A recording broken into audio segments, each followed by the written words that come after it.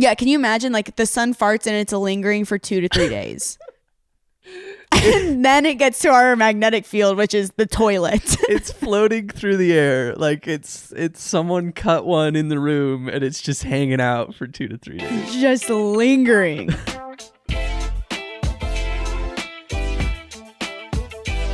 Hey, science pals. Welcome to another episode of The Random Theory. I'm Grace. And I'm Josh. And together we, explore science and try to make sense of this world. Nice. That was a good one. Thank you. Someone remember that for us because it's different every week. Write that down. Write that down. Someone please write that down so we can put it on a shirt. Yeah, dude, I hope somebody's keeping a tally of all the potential shirts we've come up with because there's a lot of them. There's a lot of them, and it's definitely not you and I keeping track of it because we just could not be us. No. Not out of laziness, just like purely out of like we say stuff and we're like, oh, that was good. And then we never get back to it. So stuff just kind of like rolls off, like we say. It does. Yeah, it just kind of goes out into the world and doesn't end up on a page. That's how we roll. But that's okay. It be how it be. How has life been? Life has been good.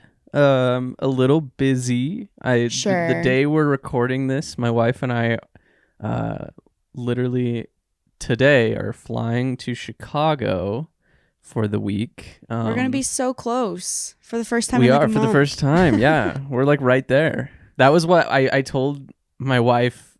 I was like, oh, I totally forgot. Like, we got to record a podcast tomorrow, so we have one. And she's like, well, we're gonna be right there. Just get a flight and fly to New York. And I'm like, honestly, I don't know. You could. I was like, maybe if we had like a video, but then also I didn't want to like take all of the stuff. Well, we planned kind of poorly, to be completely honest. We are both going to be out of town. So Josh is coming to Chicago.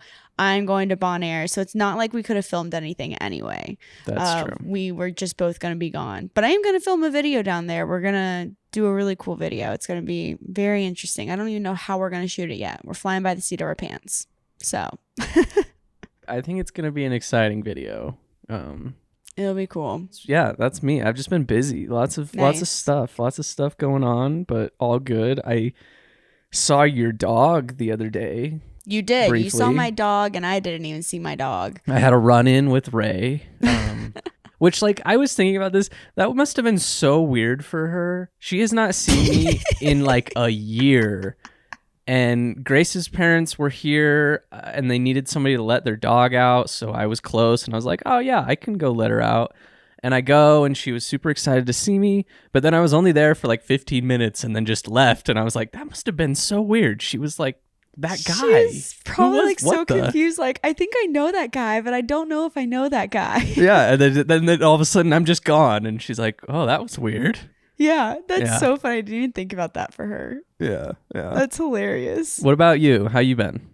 Oh, I've been good. Lots of traveling, way more than last year with this NASCAR stuff. I was just in California. You guys know all that freak weather that happened in California? Yeah, I was there for it. It snowed in LA. Like, it legit snowed in LA and lights were out. Okay, LA is not meant to be wet. No. That's what I'll leave it at. LA is not meant to be wet. I was driving, so I had an hour drive. It turned into a 2-hour drive. I was stopped on the interstate because people were hydroplaning, all this stuff. It was a whole thing. And it was just insane. Like, stoplights were out. Like, nothing there is waterproof. They're not. It's not meant for it. It's like the iPhone. It's like the first gen iPhone where it gets wet and it just like crashes. It's done. Yeah. It's done. That was LA. Well, that was this stuff. You texted me on what, like Saturday or something, and we're like, it's snowing, and I'm like, excuse me, where are you? It's literally snowing in LA. What are you talking currently. about? It's snowing. Yeah. It was insane. I was like, what is happening? I came to LA for good weather. It was freezing. Like, thank God I brought a jacket because like my thick winter jacket, because otherwise I would have actually froze to death. Like, it was in the 30s and 40s. It was crazy. I'm going to Chicago. That's like the weather in Chicago right now. Yeah, I'm praying for you because Chicago's winters are ugly, and it's about to be cold there next week too. We're about to get a nice little everything. You know what? This is what sucks about the whole thing. I was just in LA. Weather moves from California to the East Coast, west So to it's east. hitting So I'm you. gonna relive it twice. I'm gonna have to do this twice. Like I'm gonna relive it twice. Yeah. Nice. Like what? No, Nice. not nice. No, I'm like I did this once. I don't want to do it again. Oh, Yeah. okay. Anyway, jeez, whew, A little hot there. Got a little little heated. hot. Yeah. Yeah. Maybe I should just go back to California for some There like, you go. decent weather. You know. Yeah, it's probably nice there now. Honestly, probably is. Oh man. Oh man. Yeah, that's life. That's life. Well, should we hop into some ratings and reviews? I think so. I'll read one first because we're doing a email today. Yeah. So emails are Josh's thing because he mans that. So shout out to Josh I for weed that. through the inbox. Yes. No, it's great. I love all the emails, and we've been getting so many great ones. So please So keep sending many. them. I wish we could do like more than one in a week, and I Yeah. did do just last when we're recording this. The last Snappy Science was an email. Oh, cool. Because there's just so many great ones, and so I want to use them. Yeah. So yeah. So what you got, Apple Pod? Mine comes from Apple Pod. 5-star. It comes from our friend Creature11. They Okay. titled it TKOR, and they said, "Hi, I'm the person who did the puzzle review. I want to tell you this podcast would not be as much fun to listen to without the talk in the beginning." Because you know how we had that whole debacle? Sure. This is like yeah. responding to that. We had that whole debacle. You guys can listen back to it. Was it on the Endangered Animals That pod? was Cars. How do cars Cars. car? How do cars car? There was a negative review that said we talked too much in the beginning and they were not interested in Grace's travel. I did read this review and I want to thank Creature for it. Okay, Yeah, go. so thank you, Creature. I think it makes the podcast seem more like a conversation. Also, I'm totally one of those people who listens when I go to bed. I don't understand you people. I don't. I just don't get it. Yeah. It's not because it's boring. It's because it's so fun to listen to. Keep making episodes, especially the Snappy Science. That is amazing feedback. Thank you, Creature11. Like we do That this was for great. you guys. Like we do this because it's fun for Josh and I, but we also do it for you guys. Like everything we do is for you. So getting that feedback is awesome. So thank you, Creature11. And if you have any feedback, make sure you leave it on Apple Podcasts. You can leave a rating, a review. Let us know what you think of the pod, what you like, what you want to know more about. And if you have a podcast idea, drop it there because we would love to keep this train going with your suggestions. I will say too that on that episode on YouTube there was also a lot of nice comments feedback wise. Cool. So thank you. I don't have all the names, but if that's you, you know who you are. I did read them, so thank you so much for all that feedback on YouTube. You guys are the best. Should we get into the email? Yes. I'm Okay. really excited about this. Me too. This is something that's always just intrigued me, and someday I hope to see it. I really want to Yes. see it. Okay. So this email comes from Cool Gamer, but that's just their like tag. Their name is actually Jocelyn. Oh, hi, So- Jocelyn. They said, "Hi, I hope you read this." We are. We are Jocelyn for you. My name is Jocelyn, and this is my pod idea. I think you could talk about the Northern Lights. They're really incredible. Oh, she also suggested a podcast about dogs. I think it's incredible how they can sense our feelings and do other amazing things that dogs do. I also have a joke for Josh. I was going to tell a time traveling joke, but you guys didn't like it. Okay, bye. Nice. Nice. I like it. Yeah, I agree. I do think like there's something there as far as because like there's the dogs that can sense like if people are diabetic and they need like their blood sugar's low or whatever. I think that's something. I know there's ones that do it is. epilepsy too. Yeah. They can Which sense, like, I if just think you're- is so fascinating. Yeah. Because they do sense when you're upset. And I think what's also cool is airports using drug dogs now to search your bag so you don't have to like take your shoes off and everything. So I think there's definitely a podcast there. So Jocelyn, we will absolutely explore that. And if we don't do a come full back. episode, maybe we'll do a Snappy Science on it. Yeah. Thank you, Jocelyn, for the email. If you want to write us an email instead of a rating and review, you can send that to randomtheorypod@gmail.com and we'll read it. And you also, like, if you don't even have an idea, you just want to say hey, and just tell a joke or something, like you can send that too. That's great too. Or if you have a suggestion, just let us know. All right. Should we get into the Northern Lights? I feel like we should answer Jocelyn's questions about the Northern Lights. Okay, so honestly, the Northern Lights, they blow my mind, and you aren't even going to believe what I tell you happens with these lights and how they happen and where it comes from. But we're going to talk about all that right after this commercial. All right, we're back. With Northern Lights. Northern Lights. The Northern Lights were formerly called the Aurora Borealis. The Northern Lights are this atmospheric phenomenon which create these waves of green, purple, and red lights, and they really dance across the sky. They are a vivid demonstration of actually our Earth's magnetic field interacting with charged particles from the sun. Nice. I just think that's crazy. It's Earth's magnetic field interacting with charged particles from the sun. Yeah, like, think about that for a second. I feel like as a young kid, right, you learn about the magnetic field of the Earth. Like that's, whatever, you have a compass or something. Yep. You learn about that. But just thinking about that, like I'm getting like really just, I don't know, deep here or whatever. But like there's magnetic energy around the entire Earth that magnetic things interact energy with. Literally creatures, animals interact Everything. with this magnetic energy. Yes. Yeah. So when these waves of energized particles from the sun, which are called solar winds, bombard our atmosphere, but thanks to our magnetic Earth, we're protected from the impact here at the surface. But out there, like, those waves are crazy. Like, it's a lot of energy. It's a lot of heat. It's crazy. Right. That's another big thing is that, you always hear in whatever, like Star Wars, science fiction space movies, they have like a force field around their ship. Yeah. In a way, that's kind of the Earth's magnetic field. Yeah, in our atmosphere. In our atmosphere. It's protecting us from solar wind. Yeah. Which is crazy. Which would literally burn us to the bone. It's a good thing we have our force field up. Yeah, seriously.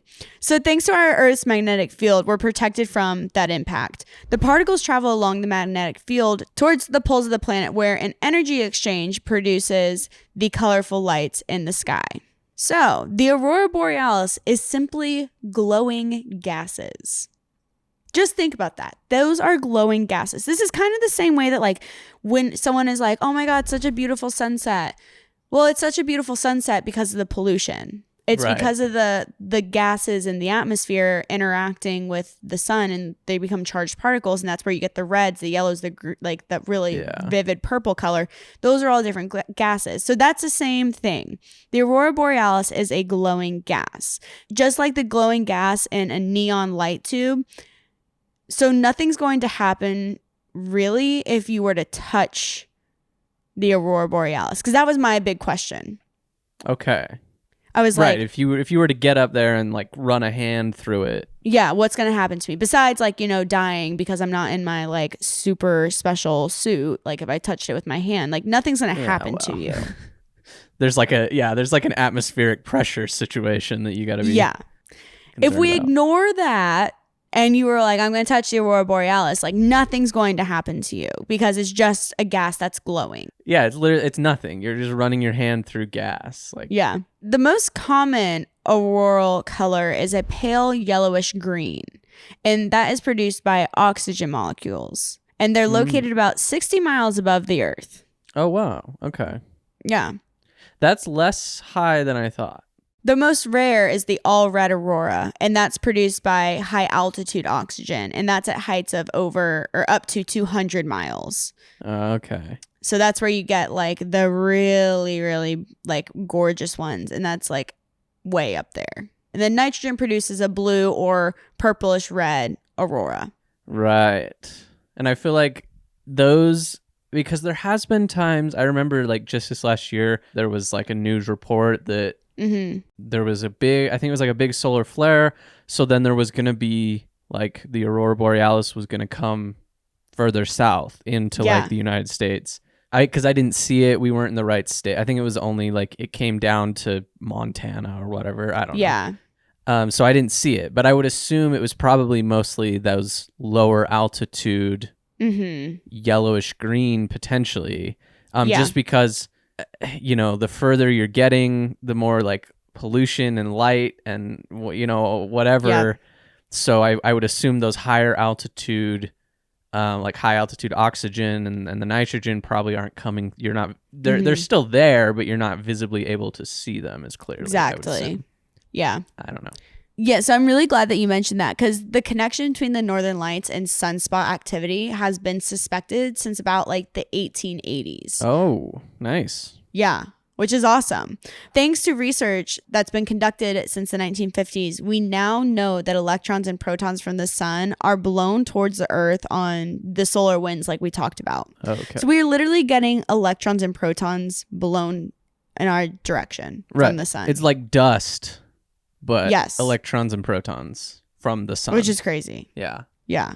What's really cool is that rocket research is still conducted by scientists at Poker Flats, and that's a facility under the direction of the University of Alaska at Fairbanks. Oh. And Fairbanks is the unofficial capital of the Northern Lights spottings in the U.S. Really? Yeah, that's like the spot in the U.S. where you can see the Northern Lights. Okay. That's the place. Yeah, that's the place in the U.S. So it's located in the interior region of the state, and it has the ideal conditions for chasing the phenomenon. You've got the perfect latitude, excellent dark skies, and the magnificent neutral landscapes. So you really get a good picture of the auroras. Interesting. I wonder, okay, this is a total like side tangent, because I grew up in a natural phenomenon dark sky landscape, and it is a dark sky. I grew up next to Bryce Canyon National Park. I spent my whole life there, and so anytime that somebody, I would tell them, oh, I lived next to Bryce Canyon, they're like, whoa, like, is it amazing? Like, do you go to the park all the time? And I'm like, no, literally no, like, never. Bryce Canyon is there's not much to do there besides like you see the hoodoos, and then that's kind of it. There's not really much else there, but it's just a phenomenon of where they're placed, how they're there. It's a really odd experience because I remember the first time I walked up, I was like, well, why am I here? Where are they? Where is it? And then I walked up and I was like, oh my gosh. Yeah. Okay. Like that's the thing. Like I wouldn't say, and this is why like it's not really that special to me because I lived there. It is very much like, it's like watching a movie for the first time that has like a big twist, and you get to that moment and you're like, whoa. Then like the second time it's probably not going to be that impactful. And that is that's kind of like Bryce Canyon. Like a big part of it is when you drive up to it, you're just like in the woods. There's nothing, but then you walk. You're literally in the woods. You're like, what am I here for? Like I don't know. I don't understand. Like brown dirt, and like you're just in some trees, but then the road takes you to the edge of a canyon, which is Bryce Canyon, and you walk out, and then you see this big canyon with all these crazy formations, and that's like the moment, I guess. But the reason I was bringing it up is obviously like that community where I grew up is very tourist dependent and like reliant on that and whatever. And I wonder if Fairbanks has like a similar thing going on with Northern Lights, like if that's like, oh, I'm sure they have like Northern Lights tourist destination or whatever, and like t-shirts and stuff. Oh, Fairbanks is the largest city in the interior region of Alaska. Okay, I guess that's its claim to fame. Just being a big city. Well, we wrapped up Fairbanks. We're going to talk about the temperatures. Okay. So this is something that's really important for us to talk about because we talk about this on TKOR all the time, and we do this a lot where you have something and you take it from one temperature to another extreme temperature. And that is what is happening here. Right. With these gas molecules. Like we're playing with them. They go from being in a really hot situation by the surface of the sun, which is literally a million billion degrees of degrees Celsius. Yeah. Like big time. I don't even know how hot it is. It's just really, really hot. Like it's like when you get in your car on a sunny day. Yeah. And the little metal on the seatbelt touches your arm. That hot. It's almost that hot. Yeah. Almost.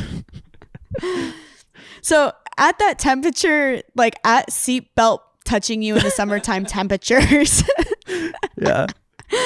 The collision between gas molecules are frequent and explosive. Yeah. So free electrons and protons are thrown from the sun's atmosphere by the rotation of the sun and escape through holes in the magnetic field. They're then blown towards the Earth by the solar wind, and the charged particles are largely deflected by our Earth's magnetic field, like we just talked about earlier. However, the Earth's magnetic field is weaker at either pole. So, therefore, some of the particles enter our Earth's atmosphere and collide with gas particles. And these collisions, like we talked about, they're frequent, they're explosive, they do all these things. When they collide, they emit light. And that's what we perceive as the dancing lights on the North and South poles. Yeah. So it's literally like lighting. Like if you think about, we did that video where you made the fire tornado with Nick Uhas, and the beginning of the video we were testing you burning different chemicals or like minerals and stuff to get different colored fire, and it's kind of like that. It's literally just like gas which burns at different colors getting lit on fire from explosive particles from the sun, and they result in bright, colorful light in the sky. Which is crazy. Yeah. I think it's just crazy that like it's like the green color comes from oxygen. Yeah, that is interesting. Yeah. But it also makes sense because oxygen is something that's like special to us here on Earth. Right. They don't have those oxygen. They don't have that color on the moon or on Mars. Yeah. No. It's very special to our Earth and our planet. So we have the Aurora Borealis, which is in the northern hemisphere, and the Aurora Australis in the southern hemisphere. Australis. That's a word. And one of my big questions, so like when I was doing this research on the northern lights and the southern lights, or the northern hemisphere lights and whatnot, I was just kind of like, okay, this is cool. It's telling me how this happens, but like I have bigger questions here. Like, what would happen if I touched it? What would happen if like I'm exposed to them? Like, am I exposing myself to something harmful? Is there radiation? Is there like X, Y, and Z? Like, I was just very curious. So I was like, how did we, number one, discover this? And how did we kind of like get here? That was my big question. No wonder that they're, you always hear these old folk tales of like magic and whatever crap. Yes. Can you imagine like, I guess it would have been, maybe some sort of like Inuit tribe or something that stumbles upon these things in the middle of the night, just the sky lighting up, and what they would have thought is happening. I mean, there's when I was digging into this, there are documentations of people seeing it. Really? And yes, and they draw it, and they have no explanation for it. Right. It's just Obviously. like magic, right? Like it's whatever. These have been happening and existing since the beginning of time. Like the Aurora Borealis have been here longer than humans, longer than we can even like fathom. Well, it makes like, sense, this right? phenomenon is like continued to happen. It's the sun and the earth. So as long as those things have existed, so has the northern lights, But the northern lights that we see emit no radiation. Okay. But are themselves electromagnetic radiation emitted by the collision between highly energetic solar particles in our atmosphere. Oh, so they're the radiation. Yes. Interesting. Yeah, so they don't emit any radiation because like we said, like it's the sun's solar winds coming in contact with our Earth's atmosphere. And so when they come in contact, they explode into that burst of color. Because that's the thing. Those particles from the sun are no good. They have lots of they contain lots of radiation. Yes. And that's why we were saying like the Earth's force field, the magnetic field is so important. Because if those particles from the sun were to hit us without the magnetic field, that would be bad. Yeah, it would be very, very bad. Yeah. And I think it's important to talk about kind of where this starts. Sure. Like we've talked about how like, it starts with the sun, blah, blah, blah. So it begins on the surface of the sun when their solar activity ejects a cloud of gas. So basically the sun farts, and the scientists actually call this a coronal mass ejection. Oh, I don't like that. Coronal mass ejection. A CME. I don't like that in the context of sun farts. Right? Any sort of mass ejecting, that seems, I don't know. I don't know. I kind of like sun farts. They make it's pretty at the end. It all works out in the end, you know? So when the sun farts, it takes about 2 to 3 days for one of these farts to reach Earth. Which is crazy. Yeah, can you imagine like the sun farts and it's lingering for 2 to 3 days? And then it gets to our magnetic field, which is the toilet. It's floating through the air. Like it's someone cut one in the room and it's just hanging out for 2 to 3 days. Just lingering. Just lingering. Oh my. So our Earth's magnetic field is invisible. You can't see its shape. Right. It would make Earth look like a comet with a long magnetic tail stretched 1 million miles behind Earth in the opposite direction of the sun. That is crazy to think about our magnetic field. Like if it had color. Yeah, it would look wild, right? Like We'd kind of look like a tadpole. a little bit. Yeah. You know, you have the glow around you that has a tail out the back. I didn't know it had a tail. That's very interesting. I mean, it makes sense when you think about it in relation to the sun, but I guess I just hadn't thought about that. I always thought it was just like perfectly, you know, like the atmosphere of the Earth. Like it was just around us. Around it, yeah. I think that's crazy. It's a tail that stretches 1 million miles behind Earth in the opposite direction. Hanging out the back. Back to sun farts now that my brain kind of hurts. Sun farts, yeah. Back to the important stuff. It causes a complex change to happen to the magnetic tail region. So these changes generate currents of charged particles, which then flow along lines of magnetic force into those polar regions.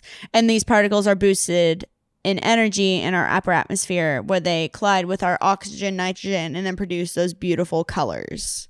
It doesn't, you know, this isn't necessarily particles hitting the poles. Like, it's not like they're coming in contact at the poles. I mean, some probably are. But it's like it hits elsewhere and then travels down the magnetic line, down or up, whichever way, to the pole and then reacts, which is interesting. Which is just like a crazy thing to even think about. Yeah, it's like energy running along a power line or something. You know, like it's like traveling down a line to get somewhere. Yeah, and I think like that fits into what we're talking about next, because you literally stole the words off of this gentleman named Odenwald. He said the auroras are beautiful, but the invisible flow of the particles and magnetism that go on at the same time can damage our electrical power grid and satellites operating in space. Right. Yeah. Anytime that the sun like has a giant solar flare, I feel like we see it on the news because we know it's going to affect our electrical grid system. Well, people are talking about it because I feel like that's another one. Like, there's the thing in California that people are like, oh, the big earthquake, you know, like that's the big earthquake's going to happen. And I feel like there's a similar thing with solar flares is like, when's the big solar flare going to come that, it could potentially knock out.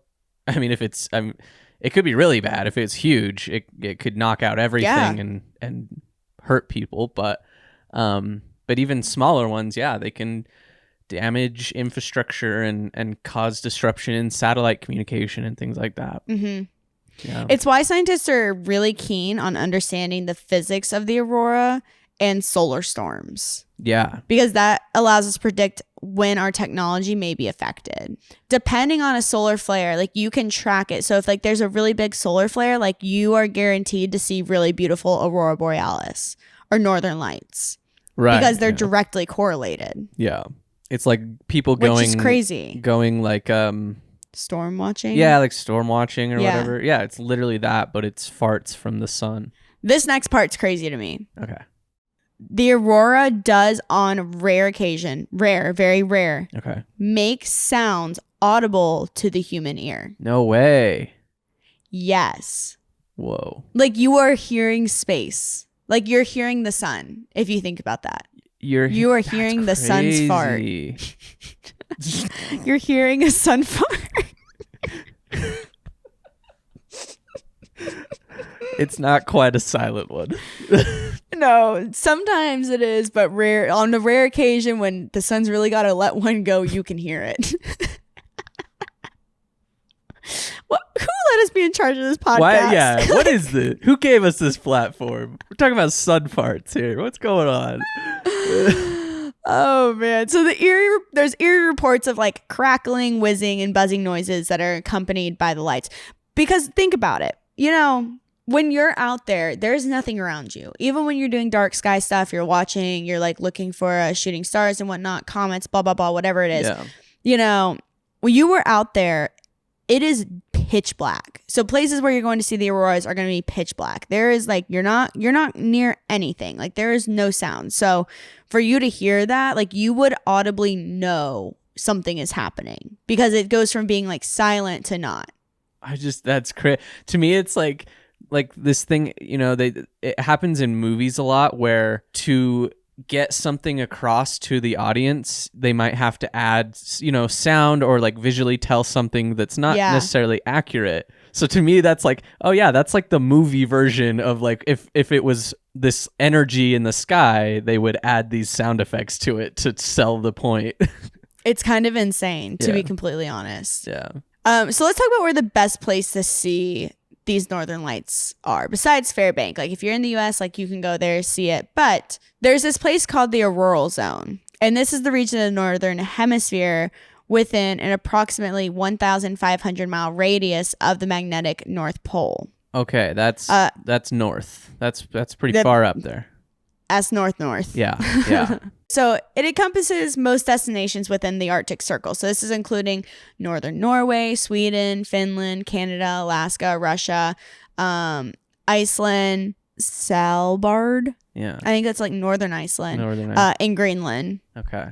I'm actually going to Iceland this year, and we're not going to be there during the dark season. It's going to be light almost the whole time, but sad. You can see them during the day sometimes. Oh, really? So, yes. Well, you better be on the lookout then.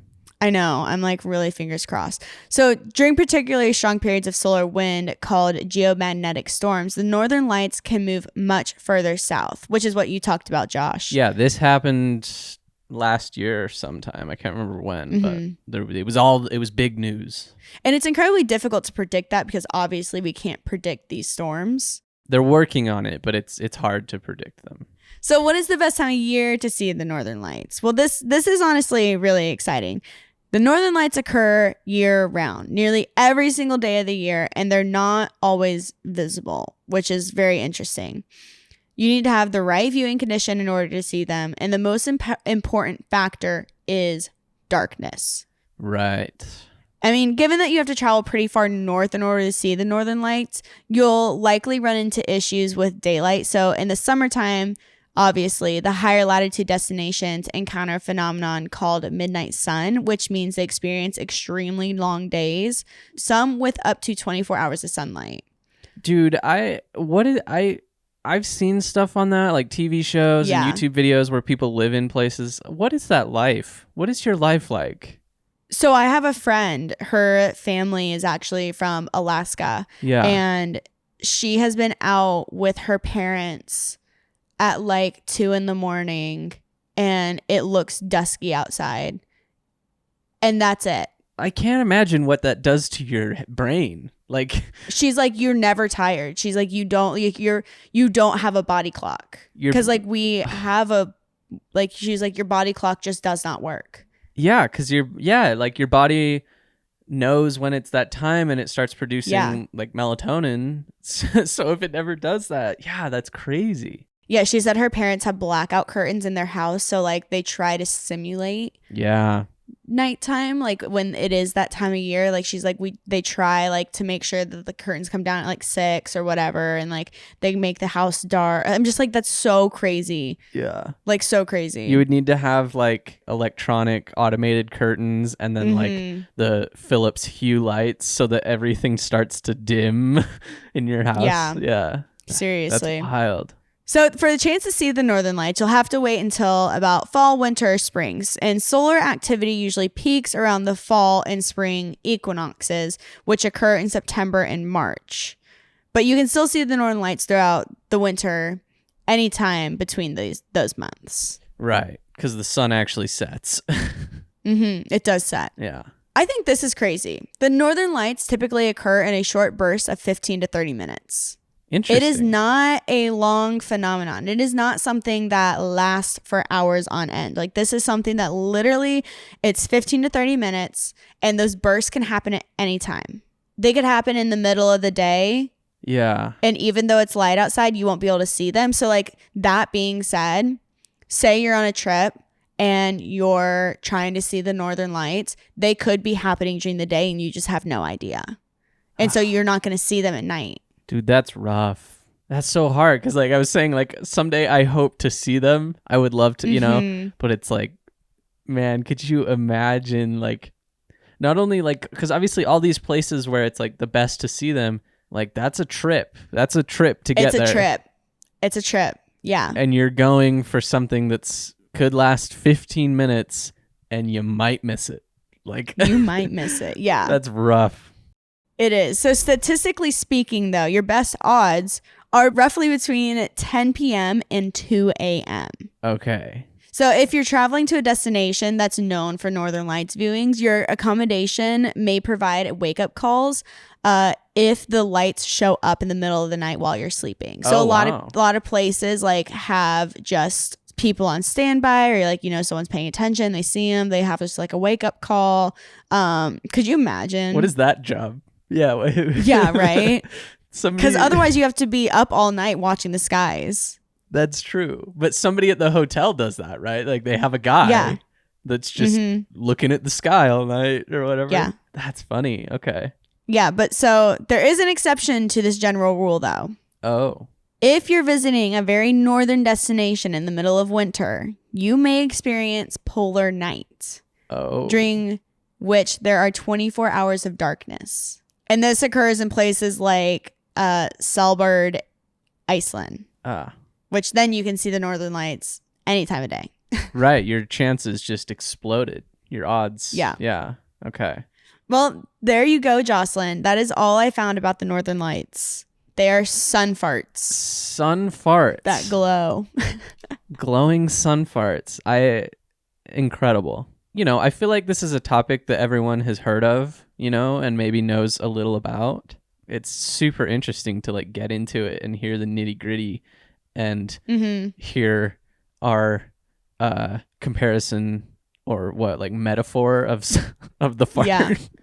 Yeah, I mean, we really got into the weeds on the Aurora Borealis and how they happen and what it is. But I feel like to really appreciate it and to know that it takes 2 to 3 days for the sun fart to get here. And then it's the collision of these protons and electrons and them interacting with our atmosphere. I think it just really makes you appreciate it. Like, it really makes that phenomenon special because it is. Like, it's something that is so unfathomable. Yeah. And I feel like even seeing it, I wouldn't be able to process it. Like, I would need to see it like 3 or 4 times for my brain to fully process it, I feel like. Yeah, well, that's why I want to see it so bad, is because it's like, you know, other than, I guess, like a meteor, you know, seeing if I were to somehow find myself in proximity to a meteor crashing to the Earth, like there's nothing that connects physically. There's nothing that physically connects space to us down here. Yeah, really. I mean, there is, agree.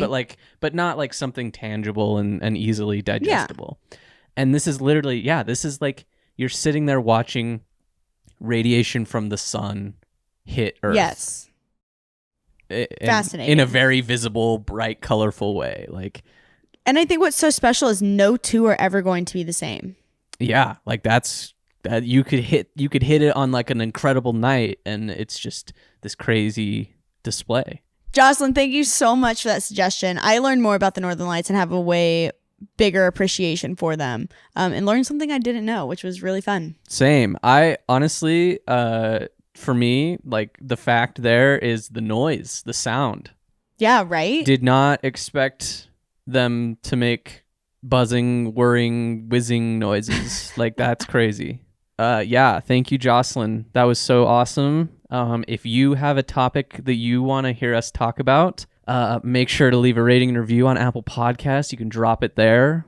Or if you don't want to leave a review on Apple Podcasts, even though it helps us out a lot and we really appreciate it, you can send us an email at randomtheorypod@gmail.com. That'd be awesome if you did that. Also, feel free to send this to one of your friends that's getting ready to go on a trip and see the Northern Lights, or is just fascinated with space and the world around them, because that helps us out more than you know too. Or if they just send it to them. Send it to anybody. Yeah. Send it to anyone. We don't care who it is. Just send it. Even if they hate space, send it to them. Like, whatever. Let them know. Make them like space. Yeah. Yes. All right, guys. Well, we will be back next week, but make sure you listen to some snappy science in the meantime. Yes. Until then, I guess we'll see you next week, Science Pals. Yeah, sounds good. Bye, everyone. Bye.